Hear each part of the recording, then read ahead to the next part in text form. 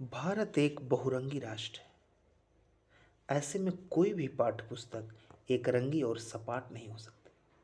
शिक्षा शास्त्र का विमर्श भी यह मानना है कि अध्ययन अध्यापन के क्रम में विद्यार्थी की पृष्ठभूमि एवं परिवेश को अगर ठीक तरीके से शामिल नहीं किया जाता है तो वह ज्ञानात्मक स्तर पर बोझिल हो जाता है।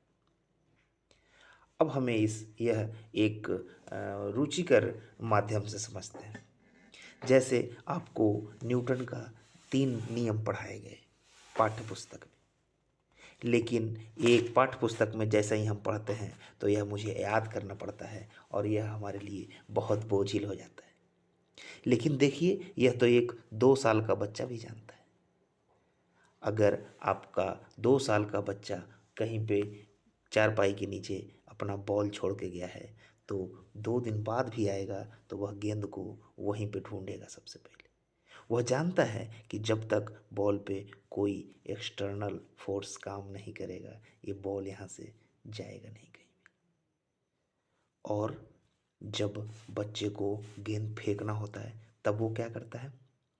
जब उसको नज़दीक फेंकना होता है तो कम बल लगा के फेंकता है। जब उसको दूर फेंकना होता है तो ज़्यादा बल लगा के फेंकता है। यानी कि न्यूटन का दूसरा नियम कि जो बल है उसके बराबर ही विस्थापन होगा।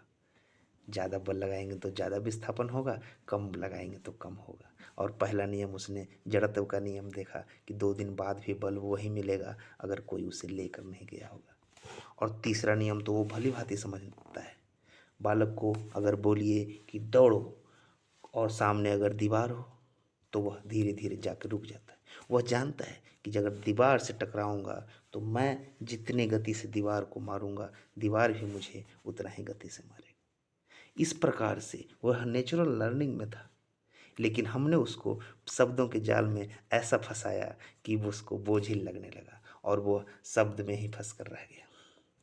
इसीलिए नेचुरल लर्निंग बहुत ज़रूरी है।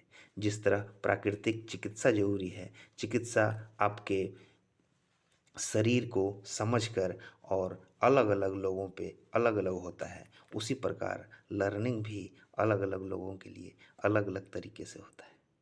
और बच्चों को पहले उसको समझकर तब उसे लर्निंग कराना अच्छा होता है। नहीं तो यह मात्र सूचना का संचरण ही रह जाएगा।